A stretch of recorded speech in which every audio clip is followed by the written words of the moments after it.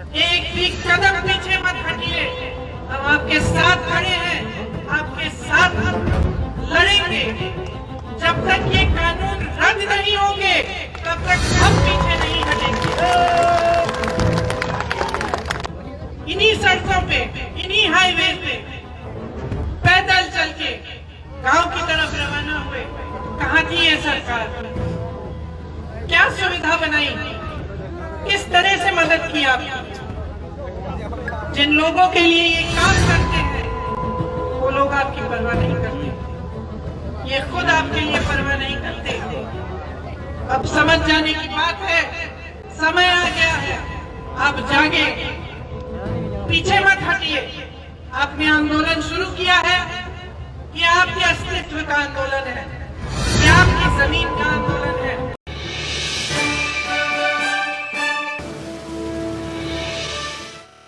कानून इस सरकार ने बनाए हैं वे राक्षस रूपी कानून है जो किसान को मारना चाहता है।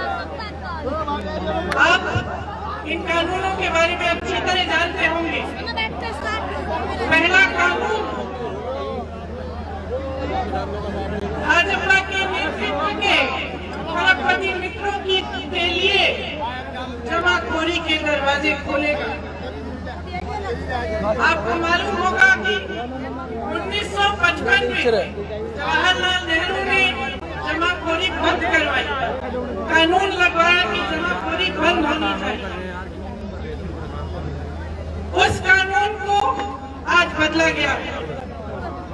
ये नया कानून बड़े बड़े खरबपतियों को मदद करेगा।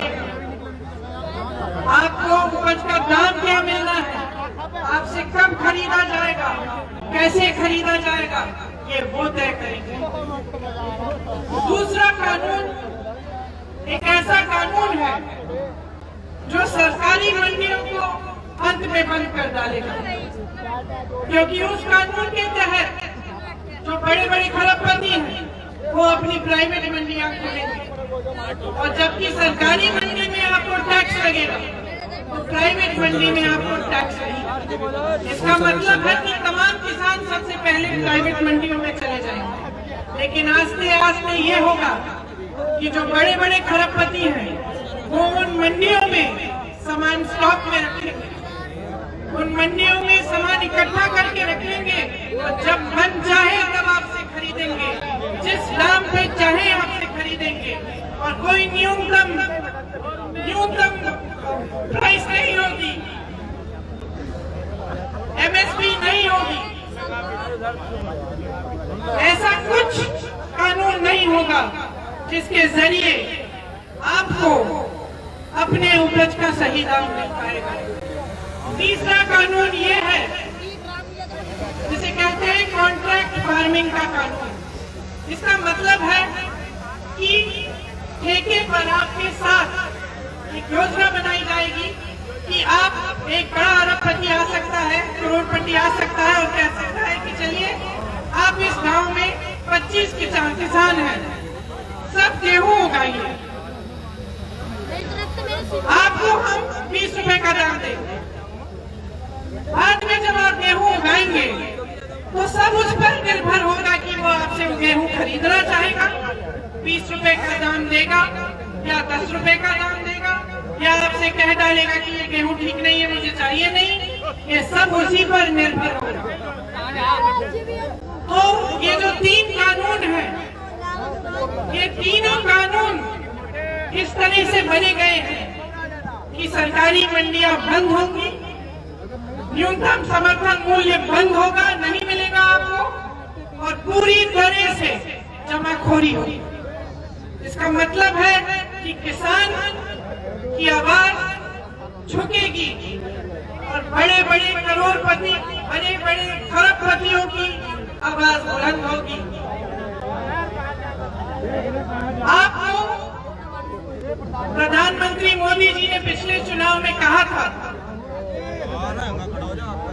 कि जो गन्ने का बकाया है, जो खासतौर से इस पश्चिमी उत्तर प्रदेश की समस्या है, उसको वो हल करेगा। उन्होंने कहा था कि सत्ता में आते ही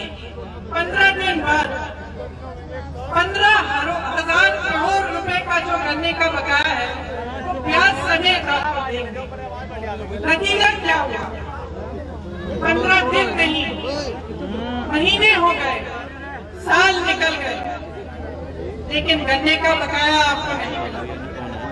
15,000 करोड़ का आपका बकाया आपको नहीं मिला। लेकिन नरेंद्र मोदी जी के 2 हवाई जहाज 16,000 करोड़ रुपए में खरीदे गए हैं सरकार से। आप सोच सकते हैं कि इनकी जबान में कितना वजन है। इन्होंने आपको कहा था आपका बकाया मिलेगा, क्या किया इन्होंने? अपने ये 2 हवाई जहाज खरीदे जिससे दुनिया भर में घूम सकते हैं। क्या किया इन्होंने? दिल्ली में संसद भवन की सुंदरीकरण के लिए 20,000 करोड़ रुपए सरकार के रखे। 20,000 करोड़ रुपए का सुंदरीकरण, 16,000 करोड़ रुपए के 2 हवाई जहाज और आपके 15,000 करोड़ रुपए का बकाया आज तक आपको नहीं मिला। समझ लीजिए, बहुत देख ली आपने इनकी बातों का मूल आपने बहुत देख लिया। इनका 56 इंच का सीना देख लिया, जिसके अंदर एक छोटा सा दिल है जो सिर्फ अपने खलप्रति मित्रों के लिए रखता है। वो किसान का दिल नहीं समझ रहे हैं। किसान का दिल इस धरती, इस देश की धरती के लिए धड़कता है, क्योंकि उस धरती को वो सींचता है। उस धरती से उसकी जान जुड़ी हुई है। उस धरती से ही, उस किसान ने ही इस देश को आत्मनिर्भर बनाया।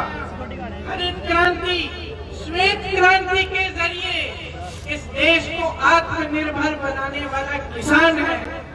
यही किसान का बेटा सीमा पर सुरक्षा करता है, सीमा पर तैनात होकर इस देश की सुरक्षा करता है, इस देश के लिए अपनी जान देता है, इस देश के लिए शहीद होता है।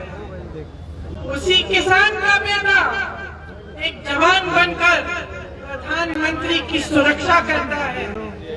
उसी किसान का बेटा प्रधानमंत्री के लिए तैनात होता है और उसे सुरक्षित करता है। लेकिन ये प्रधानमंत्री किसान का दिल नहीं पहचान रहे हैं, किसान का रोज अपमान कर रहे हैं। इनके जितने भी पार्टी के लोग हैं, इनके जितने भी मंत्री हैं, रोज कहते हैं कि किसान नहीं बैठा है, किसान आंदोलन नहीं कर रहा है, ये सच्चा आंदोलन नहीं है। कहते हैं कि ये आतंकवादी है, ये देशद्रोही है।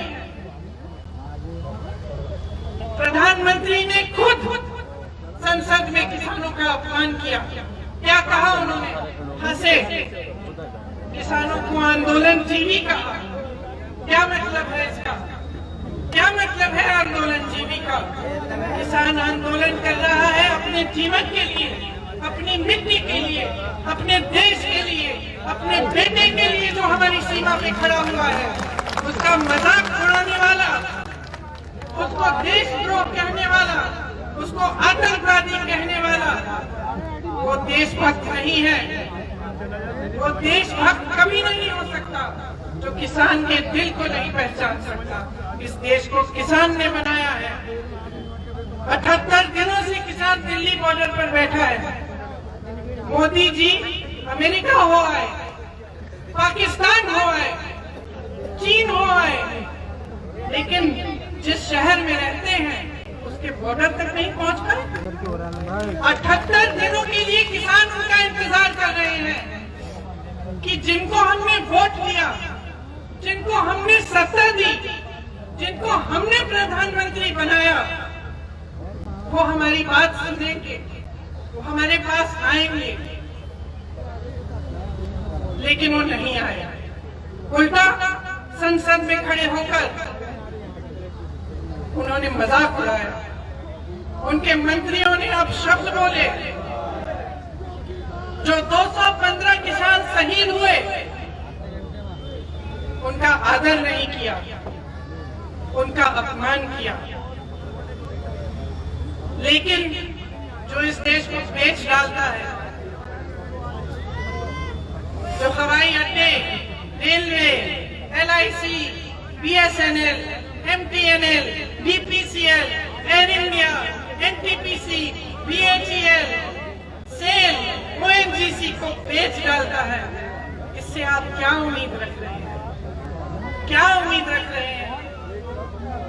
मैं आज यहाँ आई हूँ आपको बताने कि कांग्रेस पार्टी और मैं और कांग्रेस की एक एक नेता आपके साथ खड़े हैं। आपके साथ इस आंदोलन में हम खड़े हैं। हमारी शक्ति आपकी शक्ति है। लेकिन मैं ये भी बताने आई हूँ बहनों और भाइयों, जाग जाइए। जिससे आप उम्मीद रख रहे हैं वो आपके लिए कुछ नहीं करेंगे। आपने इनका राज देख लिया, सब कुछ देख लिया। अब समझदार बन जाइए, समझ लीजिए कि सच्चाई क्या है। जब ये आपसे बड़े बड़े वादे करते हैं तो समझ जाइए कि ये वादे खोखले हैं, ये शब्द खोखले हैं।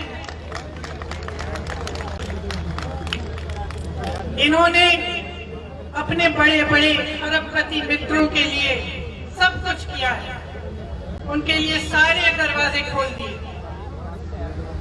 जब लॉकडाउन हुआ, कोरोना महामारी आई, उस समय कहाँ थे ये खरबपति मित्र? जब तमाम लोग इन्हीं सड़कों पे, इन्हीं हाईवे पे पैदल चल के गांव की तरफ रवाना हुए, कहाँ थी ये सरकार? क्या सुविधा बनाई? किस तरह से मदद की आपने?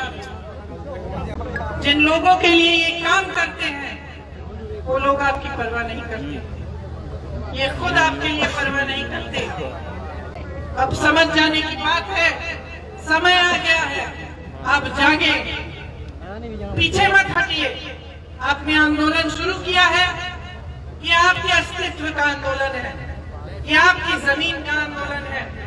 एक भी कदम पीछे मत हटिए। हम आपके साथ खड़े हैं, आपके साथ लड़ेंगे। जब तक ये कानून रद्द नहीं होंगे तब तक हम पीछे नहीं हटेंगे। आपको मालूम है कि कांग्रेस के सरकार के समय आपके लिए क्या क्या किया गया था। अगर कांग्रेस की सरकार आएगी तो ये कानून रद्द किए जाएंगे, आपको न्यूनतम समर्थन मूल्य मिलेगा, आपकी मदद के लिए कानून बनेंगे, आपको पीसने के लिए नहीं बनेंगे।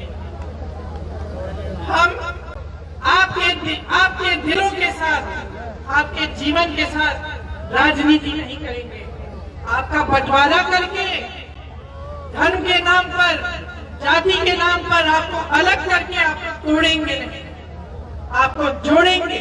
और मैं ये कहना चाहती हूँ कि इस आंदोलन में आप सब जुड़िए, एक एक किसान जुड़े, चाहे किसी भी मजहब का हो, किसी भी जाति का हो। पूरे उत्तर प्रदेश के किसान की आवाज उठनी चाहिए। जिस तरह से कुछ दिनों पहले एक किसान ने 40 क्विंटल गोभी सड़क पर फेंकी कि मेरे कोई काम की नहीं है ये, क्योंकि उसको 1 रुपए किलो का दाम मिल रहा था। उस तरह से कभी नहीं होना चाहिए।